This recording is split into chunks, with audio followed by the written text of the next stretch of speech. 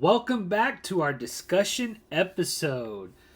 This discussion is going to be episode number 4, and the topic for this discussion is going to be customer supplied parts. Customer supplied parts. Do you allow customers to supply their own parts? Why or why not?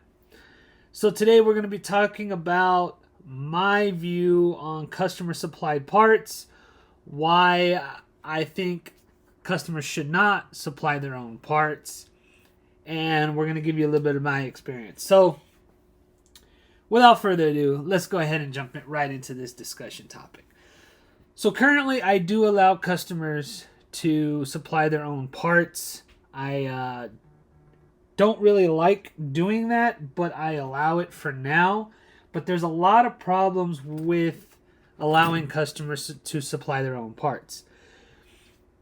Let's get the big one out of the way, and the real reason why customers actually like to supply their own parts.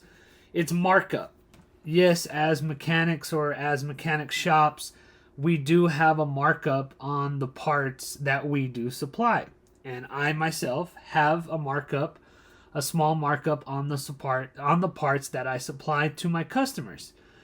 One thing that customers don't understand is with that markup, that extra markup that you're paying for that part goes into the warranty, not only on the part but also the labor. At least for me, for my shop, that's what you're getting when you pay that extra amount for the part.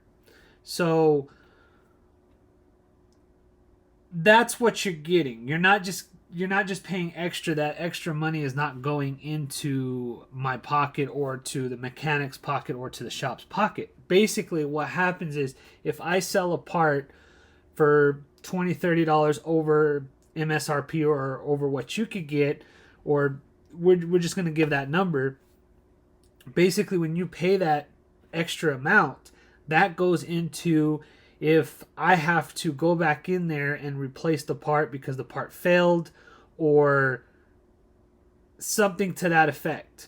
And instead of you having to pay me labor again, now you don't have to pay that labor anymore. You paid a small portion of that into the part. Hopefully that kind of makes sense. I don't want to get into the whole like exact science or exact like numbers behind it, but that's just the general idea of when a mechanic or a shop actually sells a customer a part. So other than that, we'll come back to that. So why I don't like customers supplying their own parts. The biggest issue I've been having is 95% of the time the customer always supplies the wrong part. The other 5% is the customer supplies a part that is not good. And obviously, it's probably 50-50 to be honest with you. But more times than not, when a customer supplies the part, it's always the wrong part. I've had a customer supply a junkyard AC compressor.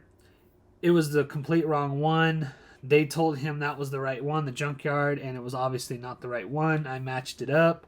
I've had air door actuators that customers has supplied that was actually the right one, but the part failed within a couple days, and the customer had to repay me not only my labor rate to go back in there and swap it out, but also to pay for the part from me. And when they could have just done that in the first place. And also, just because you do buy as a customer a part from a reputable part store doesn't mean that they don't make mistakes themselves. I had recently a customer supply a alternator, and in their defense, they purchased the correct one from this automotive parts retailer, but that retailer actually gave them the wrong part. So things like this happen. And that is why a lot of shops will not allow customers to supply their own parts. The other part of it is the shop actually loses money, and in return, sometimes the customer actually pays more supplying their own parts. So Shops can actually lose money by allowing customers to bring or supply their own parts. In the sense of it takes room for a shop to hold parts or to have inventory of parts and oil and fluids and stuff. And when customers purchase parts and bring in, that's loss on that shop. And I don't want to go into the specific details. There is some videos out there of shops actually crunching the numbers and showing you the numbers of how that works. And it's very interesting to actually see it. Apart from that, customers sometimes also spend more money purchasing their own parts. For instance, as a shop, we have the ability to buy wholesale or the ability to purchase parts probably at a cheaper rate than what is sold to the public. And in return, we could sell that product or that part to a customer for a little under MSRP or exactly at MSRP. And that saves the customer money. But not only that, mechanic or the shop actually has the ability to get the part faster or to actually get parts that are actually not readily available to the public. And they're also available to offer a warranty from the part manufacturer and from the shop with labor.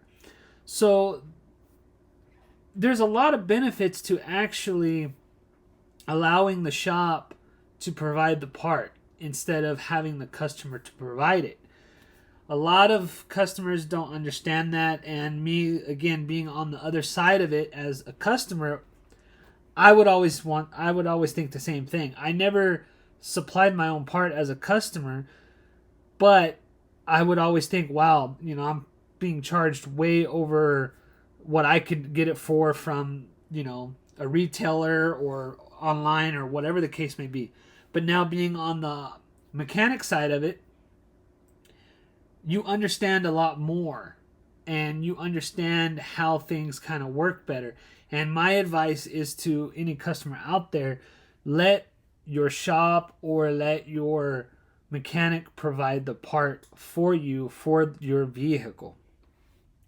That way it takes stress off of you of trying to find the part, trying to make sure the part fits, make sure you're getting the right part, and even making sure you're paying the proper price for it. So those are some tips and tricks, or there's some tips and information for you. Currently, I allow customers to provide their own parts. It's starting to get a little hectic because, again, customers are starting to always supply the wrong part, or it's not a quality part, and then it brings up this whole situation with, like, okay, I tear down the car to put the part in. It turns out to be the wrong one. What do I do now? I mean, I can't just not charge you. Now I still have to charge you because I tore the car apart to remove the part that I was going to put in. So that becomes a little awkward. And same thing, you tear out a part, you put their part in that, let's say it actually does fit, but it's not a quality part and they still have the same issue. And again, you're now, as a mechanic, you're still in a bind now, like, now what? I didn't fix the problem, but I still did the work and I did what you wanted. I put your stuff in and it didn't work. So in my case, I have agreements and I have customers sign paperwork that alleviates me of all those issues. There's been times where I had a customer provide their own part. I charged them labor. A couple days later, that part failed. They had to not only pay me labor again, but they also paid for my part, which I put in, and they've never had an issue with it since then. So those are some things that you need to think about. A lot of shops will not allow customers to bring their own parts, and they will just turn them away.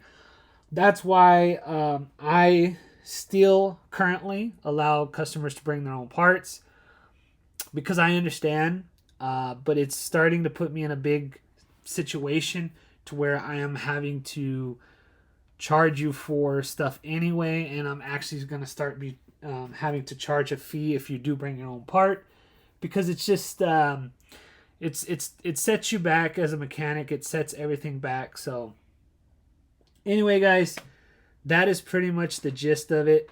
Hopefully this was informative. Hopefully,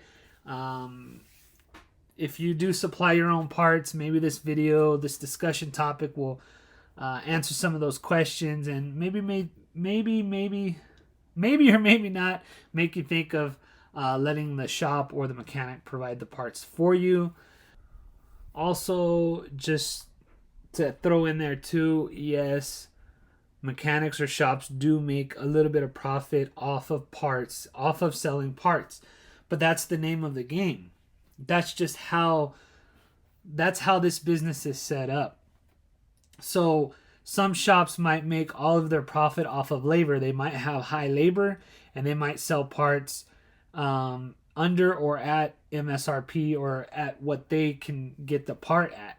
Some shops charge less labor and make all their profit from marking up those parts. And then some do kind of like 50-50. So yes, mechanics or shops do make money off of parts that they sell you, but that's the nature of the beast in this type of job setting, or in this type of world of automotive repair. That's just the way it's set up. It's just like other retailers, other places has their ways of making profit and running a business, but that's just how it has to be. So yes, they do make profit off of it, but it's not as much as some customers might think. Now, bigger shops or dealerships might have a lot more of a markup, but that's them. I'm not going to go into all that aspect of it. But usually, like for myself, when I mark up a part, it's not anything crazy. I usually look at what you're able to get it for, and then I will mark it up appropriately, just enough to where if I provide that part and it fails, or something happens to where if I have to redo the job, you're not having to pay out of pocket anymore for it, and I still make the money I need to make in order to continue to run the shop. So anyway, guys, hopefully this was understandable. Hopefully it makes sense. And now hopefully you guys have a better understanding of customer supplied parts, and how it actually hurts the shop, and how it actually can hurt the customer. So anyway, guys, hopefully this helps, give some insight. I'm going to stop rambling on. Hopefully you guys get the point. So anyway, guys, if you guys like these videos, make sure to go down there and hit that like button. I would greatly appreciate it. I'm kind of enjoying making these videos, and let me know that you guys are enjoying them too by hitting that like button. So anyway, guys, if you guys like this discussion topic, make sure to hit that like button. And thanks, guys, for joining, and we'll see you on the next one.